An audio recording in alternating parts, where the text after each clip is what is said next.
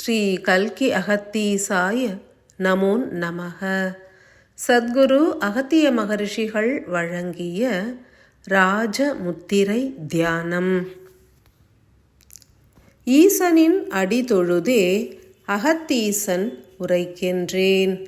காலத்தின் சூழலில் பெரும் மாற்றம் ஏற்பட்டுள்ளது. இறை சக்தி எங்கும் பரவி உள்ளது. ஏற்புடைய மனிதர்கள் பெரும் பலன் பெற்றிடுவர். அன்பு நிறைந்த ஆன்மாக்களே, கலி எல்லையில் சத்திய யுகம் எனும் பொற்காலம் மலரத் துவங்கி உள்ளது. மிகுந்து வரும் இறை சக்தியினை ஏற்றுவிட அனைவரும் தகுதி உள்ள ஆன்மாக்களாய் மலர வேண்டும். சத்திய யுகத்தினில் வாழ்ந்திட ஆரோக்கியமான உடலும் அதி உன்னத மனமும் மிகவும் அவசியமாகும். உடலும் மனமும் உன்னதமாய் செயல்புரிய வேண்டும் எனில் தியானங்களும் தவங்களும் மிகவும் அவசியமாகின்றன. அதன் பொருட்டே காலபைரவரும் ஆழ்ந்த தியான நிலைகளை அருளத் துவங்கி உள்ளார். சித்த புருஷர்களால் உணர்ந்து உருவாக்கப்பட்ட பல்வேறு முத்திரைகளும் இத்தருணத்தில் வீரியம் அடைகின்றது. சத்திய யுகம் மலர துவங்கியுள்ள காரணத்தினால் பல்வேறு திரைகள் நீக்கப்பட்டு மறைபொருளாய் விளங்கிய பல்வேறு சத்தியங்களும் மானுடர்களுக்கு புலப்படும் வண்ணம் வெளிப்படுகின்றது. எந்த ஒரு புறச்செயலும் அகச்செயலுக்கு உதவிடும். ஆதிமகா லக்ஷ்மி தேவியினை புறத்தினில் பூஜித்த நிலையில் அகத்தினில் ஆன்மாவும் உயிரும் அதீதமான தங்க ஒளி இழை கற்றைகளை ஏற்றது போன்று உதிக்கின்ற மகா சிவராத்திரி எனும் அற்புத திருநாளில் வெளிப்பட உள்ள அதி உன்னத இறை ஒளியினை ஏற்றுவிட அனைவரும் மன வாயில்களை பூரணமாய் திறவு கொள்ள வேண்டும். மன வாயில்களை திறவு கொள்ள உதவிடும் ஓர் உன்னத பயிற்சியினையே யாம் அருளுகின்றோம். மலர்ந்துள்ள மலர்களில் தேன் அருந்த வண்டுகள் உட்புகுவது போன்று மலர்ந்த மனதினை உடைய மானுட ஆன்மாவில் வெற்றிடம் பெருகும். மேலும் அணுக்கள் யாவும் பதிவுகளை துறந்து இளகியே நின்றிடும். அத்தருணத்தில் இறை ஒளி என்பது எளிதாய் உட்புகுந்து உன்னத செயல்களை ஆற்றிடும். அகத்தினில் மனம் மலரவும் பதிவுகள் குன்றி வெற்றிடம் பெருகவும் புறத்தினில் ஏற்க வேண்டிய ஓர் செயல் குறித்தே யாம் எடுத்துரைக்க முனைகின்றோம். தாமரை போன்று மனமானது மலர்வதற்கும் உடலின் ராஜ உறுப்புகள் சீரான குருதியோட்டத்தினை பெற்று தீர்க்கமாய் செயல் புரிந்திடவும் ஓர் உன்னத பயிற்சியினை அனைவரும் ஏற்க கடவது. சிவராத்திரி எனும் உன்னத பொழுது உதிப்பதற்குள் இறை சக்தியினை ஏற்று சேமிக்கும் ஓர் களமாக உங்களது உடல் மற்றும் மனதினை செம்மையாய் மாற்றியே அமைத்திடுங்கள். அனைவரும் ஓர் ஆசனமிட்டு அமைதியாய் அமர்ந்து இரு விழிகளையும் மூடி ஆழ்ந்து மும்முறை சுவாசித்து பின் இரு கரங்களையும் நேர் கோட்டினில் குவித்து இதயத்தின் முன் இருத்தி ஆதிமூல கணபதியை தொழுது பயிற்சியினை துவக்க வேண்டும். சில மணித்துளிகள் அவ்விதம் வீற்றிருக்க ஏற்க உள்ள பயிற்சிக்கு உடலும் மனமும் ஒத்துழைப்பு நல்கிடும்.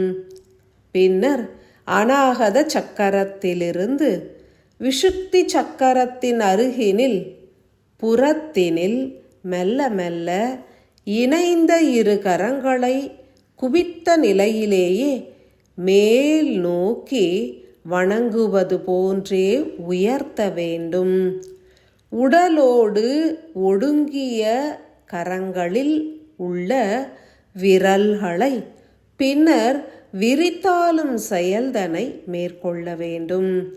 இரு கரங்களிலும் உள்ள முதல் மற்றும் இறுதி விரல்களை பிணைத்த நிலையினிலேயே விரித்து செயல்புரிய வேண்டும். பின்னர் நடுவில் உள்ள 3 விரல்களையும் தாமரை மலர் விரிவது போன்று விரித்து விஷுப்தியின் அருகே புறத்தினில் நிலைநிறுத்த வேண்டும். ஓரிரு மணித்துளிகள் அந்நிலைதனை ஏற்று செயல்புரிதல் நன்று. பின்னர் உயரிய உணர்வு நிலைகளை ஏற்று சேற்றிலிருந்து வெளிப்பட்டு சூரியனை கண்டு மலரும் தாமரையினை போன்று இரு கரங்களையும் உயர்த்தி அகத்தினை வெளிப்படுத்தும் முகத்தின் முன் சீராய் மலர்த்தி இரு கரங்களும் முழுமையாய் ஒன்றினை ஒன்று தீண்டும் வண்ணம் இணைத்து கொள்ள வேண்டும். மூலாதாரத்திலிருந்து உதித்து சகசிராரா வரை உயர்ந்து மலர்கின்ற தாமரை போன்று உடலும் உள்ளமும் மலரத் துவங்குவதனை உணர வேண்டும். மூலாதாரம் விரிவதனையும் உணரலாம். பின் ஆற்றல்கள் மேல் நோக்கி உயர்ந்து சகசிர சக்கரத்தினை அடைவதனையும் உணரலாம். இயன்ற தருணம் வரை மலரினை போன்று விரிந்த கரங்களை ஏற்று உடலின் உள்ளே நிகழும் மாற்றங்களை உணருங்கள். தாமரை போன்று மலர்ந்திட உதவும் இச்செயலானது ராஜ முத்திரை என்றே அழைக்கப்படுகின்றது. ராஜ முத்திரைதனை கரங்களில் ஏற்கும் தருணம் உடலும் மனமும் பொலிவுறும். மேலும் வெற்றிடமும் பெருகி பதிவுகளும் நீங்கும். இதனை உணர்ந்து ஏற்றால் உருவாகும் பலன் குறித்தே அறிந்திடுங்கள்.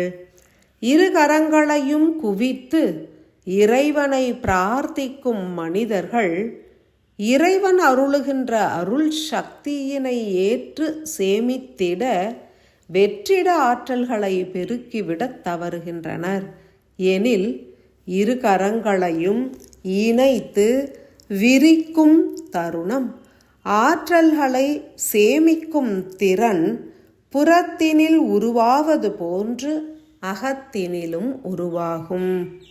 முதன்மையாக மூலாதாரத்தில் துவங்கி உயிர் சக்தியானது மெல்ல மெல்ல மேலேற்றம் காண்பதனை உணரலாம்.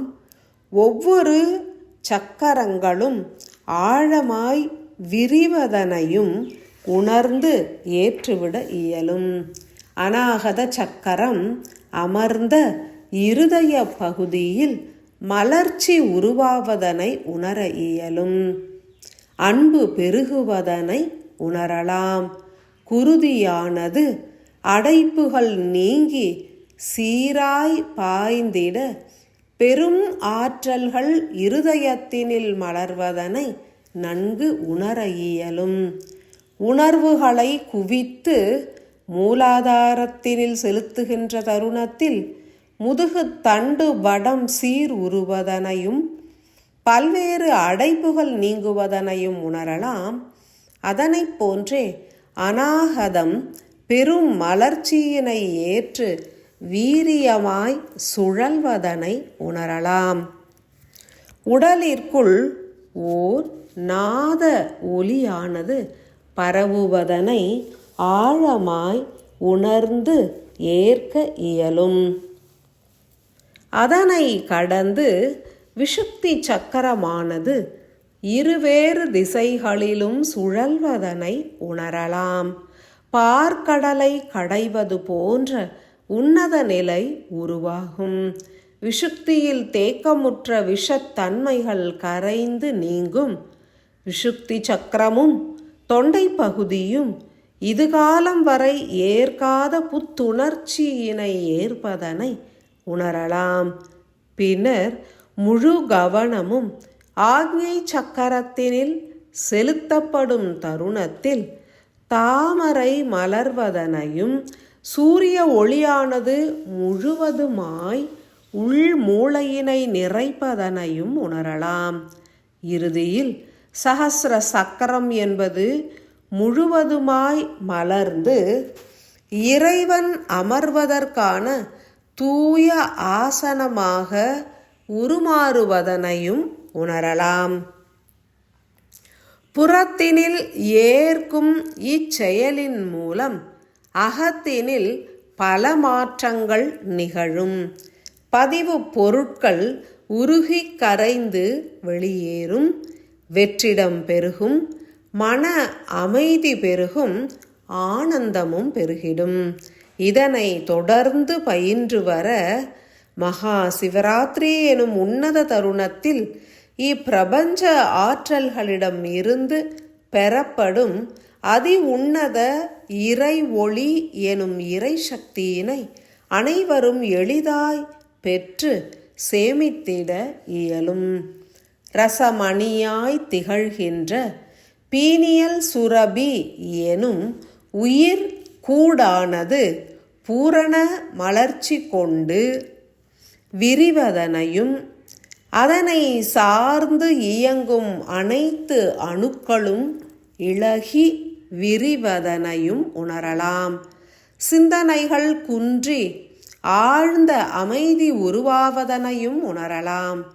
உடலின் ராஜ உறுப்புகள் ஒவ்வொன்றும் அதீத காந்த சக்தியினை பெற்று திடமான இயக்கத்தினை வெளிப்படுத்த துவங்கும்.